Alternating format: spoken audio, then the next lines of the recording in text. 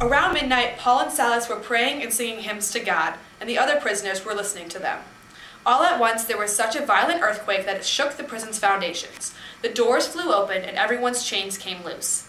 When the jailer awoke and saw the open doors of the prison, he thought the prisoners had escaped, so he drew his sword and was about to kill himself. But Paul shouted loudly, "Don't harm yourself, we're all here."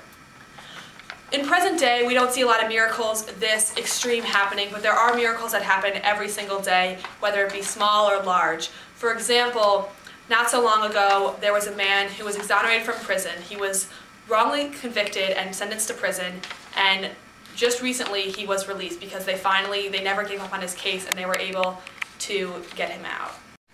Though it may seem that Juan Rivera, the prisoner who was released from prison, isn't quite as shocking as all the prisoners being released from prison, we must realize that today there still are a lot of miracles.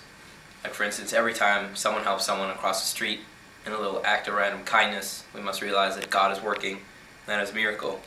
And because we have more faith, it sometimes seems that there are less miracles. We need to take time to stop and notice the miracles, and we'll all realize that God is still working in our lives. If you believe in the Lord Jesus, You will be saved.